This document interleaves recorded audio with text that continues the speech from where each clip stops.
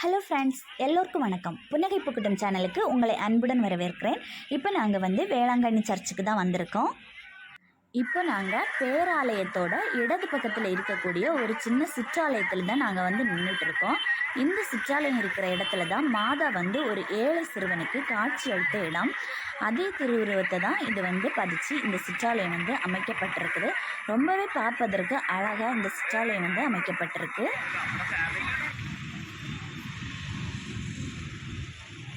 1952ஆம் ஆண்டு தஞ்சாவூர் மறைமாவட்டம் உருவான போது வேளாங்கண்ணி அதன் நிர்வாகத்தின் கீழ் வந்தது. திருத்தலம் ஒரு பேராலயமாக ஒரு புதிய ஒளிமுகம் கொண்டது.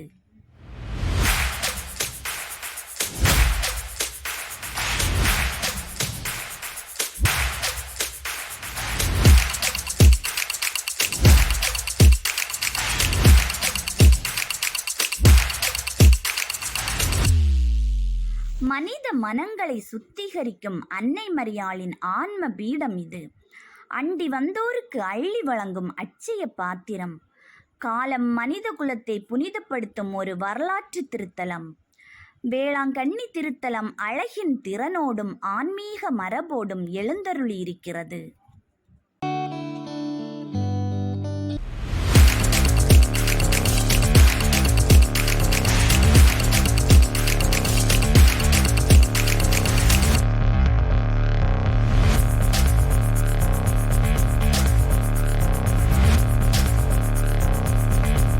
உலக புகழ்பெற்ற திருத்தலமாக வேளாங்கண்ணி ஆலயம் காட்சியளிக்கிறது.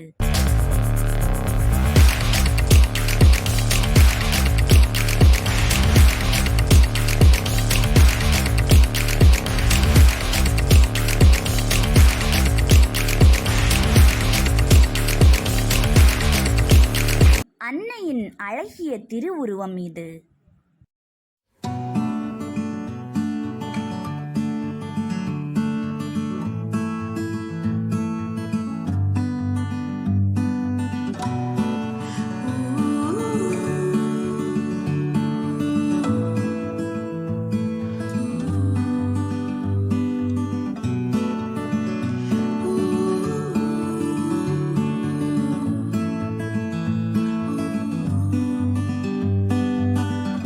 போர்ச்சுகல் நாட்டிலிருந்து 18ஆம் நூற்றாண்டில் கொண்டுவரப்பட்ட ஆலயமணி பேராலயத்தின் முன்கோபுரத்தில் ஏற்றப்பட்டு அன்னையின் திருப்புகழை திசையெங்கும் பறைசாற்றிக் கொண்டிருக்கிறது.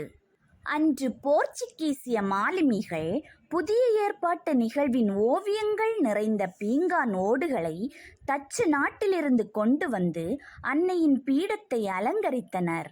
அவை இன்றும் புதுப்பொலிவோடு சாட்சியமாக காட்சியளிக்கிறது.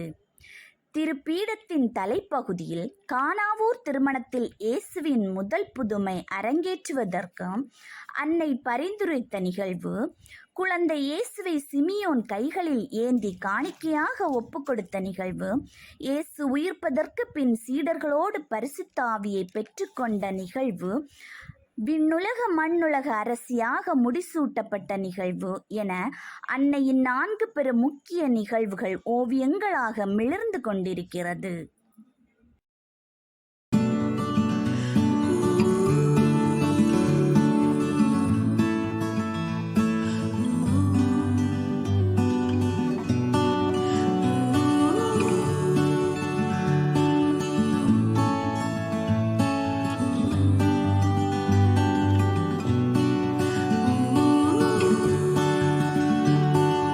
நாளுக்கு நாள் திருப்பயணிகளின் வருகையால் தொடர்ந்து கூட்டமாக இருப்பதால் திருத்தல பேராலயத்தில் இடப்பற்றாக்குறை காரணமாக ஆலயத்தின் பின்புறம் இணைப்பு பேராலயம் எழுப்ப வேண்டிய சூழல் ஏற்பட்டதால் முதல் தளமும் தரைத்தளமும் கொண்ட இணைப்பு பேராலயம் எழுப்பப்பட்டு 1974ஆம் ஆண்டு புனிதம் செய்யப்பட்டது.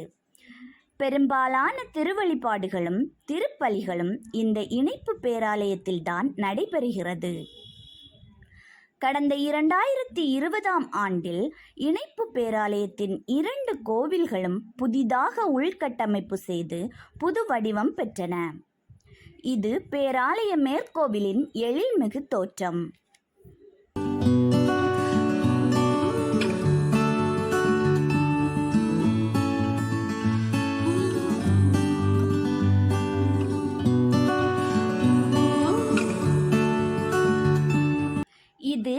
பேராலய கீழ்கோவிலின் அருள்மிகு தோற்றம்.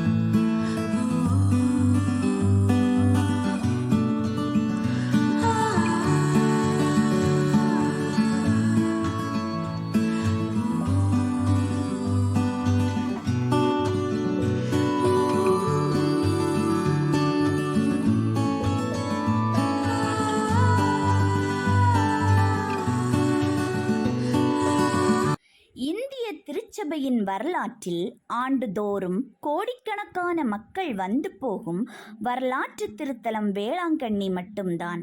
அதனால்தான் இது கீழை நாடுகளின் லூர்து நகர் என்று அழைக்கப்படுகிறது.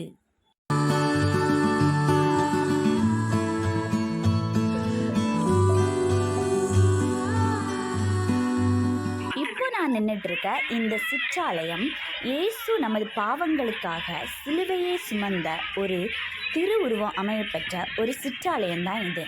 இதோட பின்பகுதியில் நற்கருணைநாதரை அமைதியான முறையில் தியானம் பண்ணுவதற்கு ஏற்ற மாதிரி ஒரு கோயிலும் அமைக்கப்பட்டிருக்கு. இதோட வழியெல்லாம் ரொம்பவே அழகாக டெக்கரேட் பண்ணி பார்ப்பதற்கு இனிமையாக அமைக்கப்பட்டிருக்கு.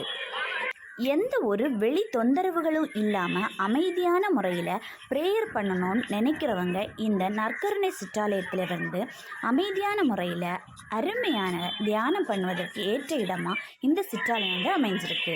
இந்த நற்கருணை சிற்றாலயத்துக்குள்ள 5 வயதுக்கு உட்பட்ட குழந்தைகளை கொண்டு செல்லுக்கு அனுமதி கிடையாது. ஏன்னா இந்த குழந்தைங்க கத்திட்டு இருப்பதால் மற்றவங்களுக்கு டிஸ்டர்ப் ஆகும் தான். இது அமைதியான முறையில் நம்ம வந்து ப்ரேயர் பண்ணுவதற்கு ஏற்ற இடமாக இருக்குது.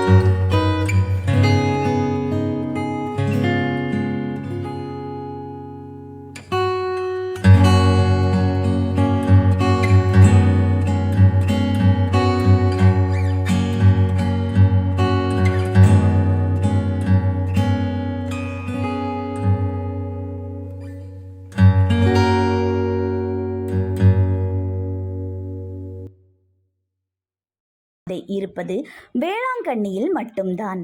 குறிப்பாக தவக்காலத்தில் இந்த புனித பாதையில் மேற்கொள்ளும் வழிபாடுகளும் தவ முயற்சிகளும் இறைவனோடு நம்மை நெருக்கப்படுத்துகின்றன. கோடான கோடி மக்கள் தங்கள் வேண்டுதல்களை சமர்ப்பிக்க ஜெபத்தோடும் அன்னை மீது கொண்ட பெரிய விசுவாசத்தோடும் முழங்கால் இட்டபடி இந்த பாதையில் பயணிப்பது மனதை உருக வைக்கும். இந்த புனித பாதையின் இருமருங்கிலும் சிலுவை பாதையின் 14 திருவுருவ நிலைகளும் 15 திருச்செப மாலையின் திருவுருவ நிலைகளும் நடைபாதையோடு அமைக்கப்பட்டிருக்கின்றன.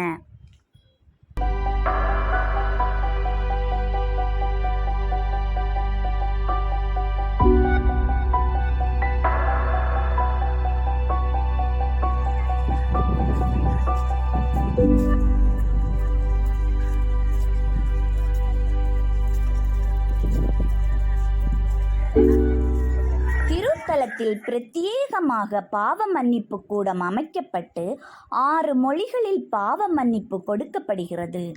இதனால் ஆலயத்திற்கு பல நாட்கள் வர முடியாமலும் திருவருட்சாதனங்களை பெறாமலும் இருப்போர் மனமாற்றம் பெற்று புதிய வாழ்வை பெற உதவி செய்கிறது. இதுவும் அன்றாடம் நடக்கும் புதுமையே.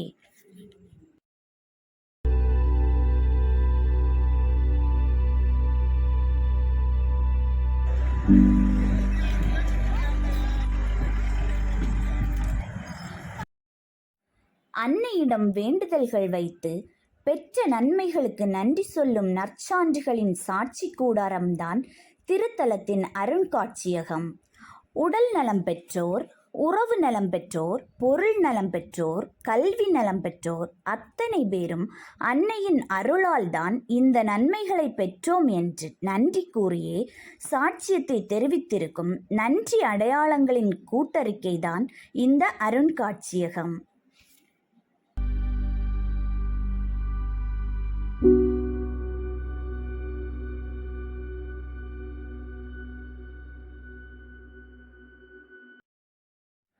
தியானத்தை மேற்கொள்ள அன்னையின் அருளாசியோடு தியானம் செய்ய உருவாக்கப்பட்டதுதான் திருத்தலத்தில் இருக்கும் தியான இல்லம்.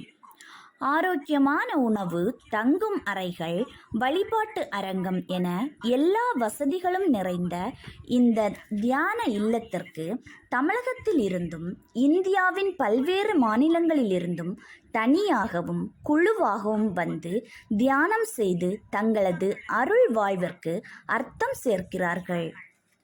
மனக்குழப்பத்தோடும் வாழ்வில் சிக்கல்களோடும் பல்வேறு பிரச்சனைகளோடும் திருத்தலம் நோக்கி வருபவர்களுக்கு மன ரீதியாக அவர்களை அமைதிப்படுத்தவும் ஆற்றுப்படுத்தும் மையம் இங்கு செயல்பட்டு கொண்டிருக்கிறது.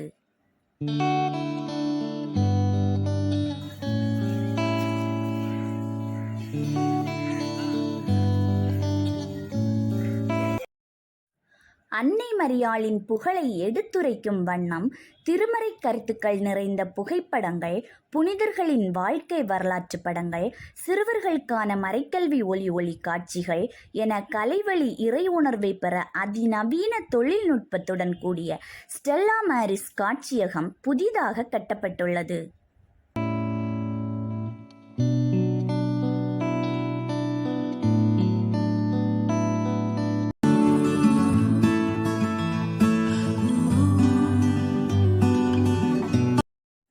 திருத்தலத்தில் பெறப்படும் நன்கொடைகளில் பெரும்பகுதி திருத்தல வளர்ச்சிக்காகவும் சமூக பணிக்கும் கல்வி பணிக்கும் செலவிடப்படுகிறது. கன்னியர்களால் நிர்வகிக்கப்படும் நிர்மலா அன்பு இல்லமும் மனநலம் பாதிக்கப்பட்டவர்களுக்கான காப்பகமும் கன்னியர்களின் நேரடி பார்வையில் இயங்கி வருகிறது.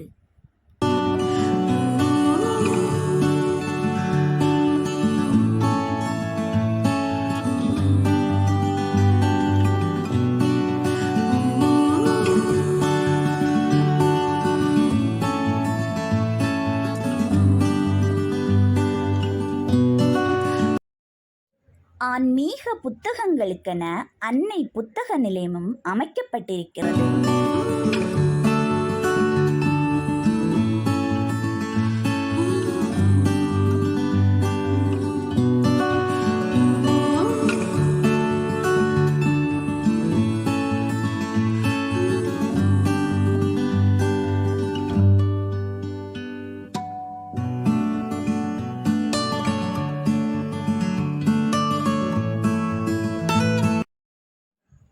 பொருட்களின் விற்பனை நிலையமும் மிக பிரம்மாண்டமாக புதிதாக கட்டமைக்கப்பட்டுள்ளது.